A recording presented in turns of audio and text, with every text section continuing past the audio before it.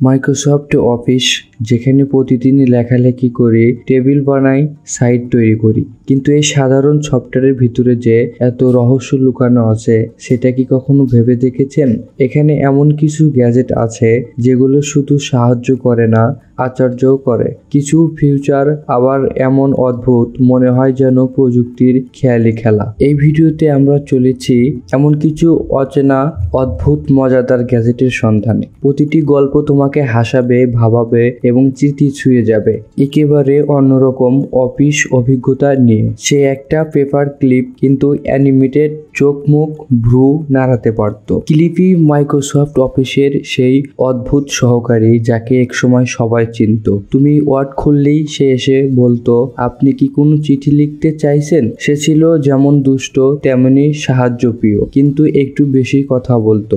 অনেকে বিরক্ত হয়ে ফিউচারটি বন্ধ করত, আবার কেউ কেউ মজা পেত সেই অদ্ভুত আচরণে। আজ ক্লিপি নেই, তবে সে রেখে গেছে এক প্রযুক্তিগত চরিত্রের স্মৃতিচিহ্ন। এক সময় ডিজাইনের মানেই ছিল ওয়াট আর্ট, লাল নীল ঘোরানো বোল্ড স্টাইলের লেখাগুলো। স্কুল প্রজেক্ট, পোস্টার, এমনকি বিয়ের কার্ডেও ব্যবহৃত হতো এই ডিজাইন। আমরা ভাবতাম এই স্টাইলই তো পেশাদারি। অফিসে এমন ফিউচার থাকা যেন সৃজনশীলতার প্রথম স্বাদ। আজকে সেই ওয়াট আর্ট পুরনো মনে হতে পারে, কিন্তু তখন সেটা ছিল ডিজাইন জগতের এক অন্যতম জাদু। আমরা সবাই বানানে ভুল করি, কিন্তু অফিস আমাদের পাশে থাকে, লাল দাগ দিয়ে জানিয়ে দেয় কোথায় ভুল হয়েছে, এজন্য এক বানান শিক্ষক। শুরুর দিকের স্পেল চেকার অবশ্য ছিল অনেক সহজ সরল, এখন কিন্তু সে অনেক আধুনিক, এমনকি প্রস্তাবও দিতে পারে শব্দের মানে অনুযায়ী। একটি ছোট গ্যাজেট কিন্তু আমাদের ভাষার মান বজায় রাখতে কত বড় ভূমিকা পালন করে।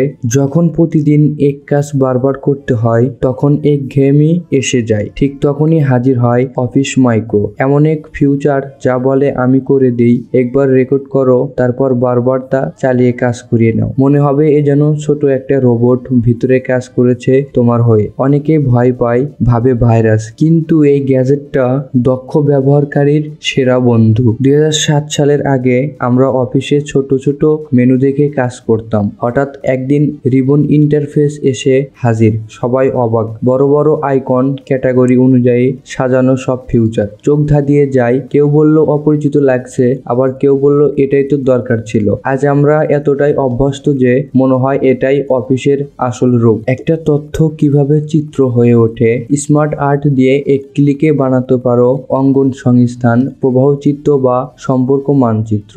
নতুন ব্যবহারকারীদের কাছে মনে হতে পারে এটা কোথা থেকে এলো একটা ছোট গ্যাজেট, অথচ উপস্থাপনার ভেতরে এনে দেয় প্রাণ। যেখানে শব্দ ব্যর্থ, সেখানে স্মার্ট আর্ট কথা বলে। মাইক্রোসফট ওয়ার্ড, এক্সেলে যদি এমন কিছু থাকে যা এক ক্লিকে নিয়ে যায় অন্য দুনিয়ায়। হ্যাঁ, হাইপারলিংক সেটাই। একটি শব্দ ক্লিক করলেই চলে যাবে ওয়েবসাইটে, অন্য পেজে বা ডকুমেন্টে। স্মার্ট, দ্রুত আর প্রযুক্তির গন্ধে ভরপুর। এই গ্যাজেট এক কথায় চমকপদ। লেখার মধ্যে যে পথ লুকানো থাকতে পারে সেটা হাইপারলিংক না দেখলে কে জানতো। লেখার একরকম স্টাইল থেকে অন্য রকম স্টাইলে কপি করে বসানো যায় ফরম্যাট প্রিন্টারে, সেটা এক ক্লিক করে। তুমি একটা হেডিং সাজালে সেটাই অন্য লাইনে কপি করতে আরেকবার বানাতে হয় না। ছোট নিঃশব্দ কিন্তু অভাবনীয় উপকারী এক লুকানো নায়ক। পাওয়ার পয়েন্ট শুধু সাইট বানায় না, বরং সাইডের নাটক বানায়। ট্রানজ্যাকশন, অ্যানিমেশন, সাইট যেন মঞ্চে চরিত্র হয়ে ওঠে। লেখা ঢুকে যায় ধীরে ধীরে, ছবি উড়ে আসে, শব্দ বাজে। এগুলো শুধু দর্শকের মনোযোগ ধরে রাখে না, উপস্থাপনাকে বাড়িয়ে তোলে। একটা শব্দ লেখার পর হঠাৎ মনে হলো আর কোনো ভালো শব্দ নেই, তখনই ফিউচার বলে আমি আছি। এই গ্যাজেটটা যেন শব্দ ভান্ডারের এক জাদুকর, লেখাকে গড়ে তোলে আরো জীবন্ত, আরো আকর্ষণীয়। এমন অদ্ভুত সুবিধা আমাদের অনেকেরই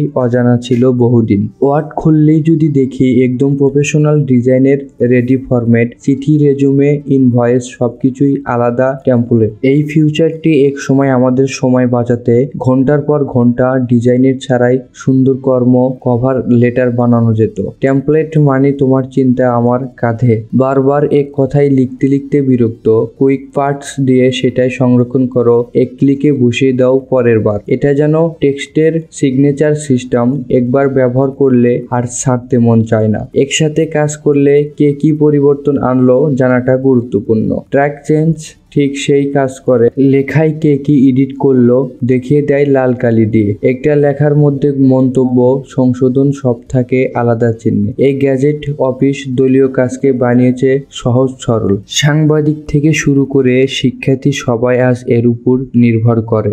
ছবি শুধু দেখার জন্য নয়, বোঝারও দরকার। অফিস ইনসার্ট ক্যাপশন দিয়ে ছবির নিচে লেখা বসিয়ে দাও।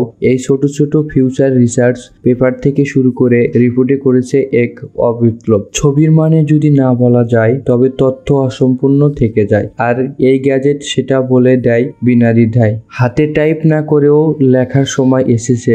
অফিস এর ফিউচার দিয়ে শুধু তুমি বলবে আর কম্পিউটার লিখে দিবে। যারা হাত ব্যস্ত বা টাইপ করতে পারেন না তাদের জন্য এক আশীর্বাদ। ভবিষ্যতের কল্পনাকে বাস্তবে এনে দিয়েছে এই ফিউচার। শব্দ মুখে বেরোয় আর স্ক্রিনে তা দেখা যায়। অদ্ভুত কিন্তু সত্য। আজ আমরা দেখলাম মাইক্রোসফট অফিসের কিছু অদ্ভুত, বিস্ময়কর আর প্রায় ভোলাভল গ্যাজেট। এই গ্যাজেটগুলো আমাদের দৈনন্দিন জীবনে কাজকে করে তুলেছে সহজ, গতিময়, আরো অনেক বেশি সৃজনশীল। তাদের হয়তো আলাদা করে কেউ মনে রাখে না, কিন্তু তারাই কাজের নায়ক। এই সফটওয়্যার শুধু টাইপিং এর যন্ত্র নয়, এটা এক প্রযুক্তির রূপকথা। এখানে গল্প আছে, স্মৃতি আছে এবং আছে ভবিষ্যতের সম্ভাবনা। মাইক্রোসফট অফিস যেখানে গ্যাজেটের শুধু কাজ করে না, আমাদের জীবনটাকে বদলে দেয়। এই ভিডিওতে আমরা জানলাম যে মাইক্রোসফট অফিস শুধু সফটওয়্যার নয়, এটা এক সময়ের সাক্ষী, আমাদের কাজের সঙ্গী এবং প্রযুক্তির গল্পকার। প্রতিটি গ্যাজেট যেমন আশ্চর্যজনক তেমনি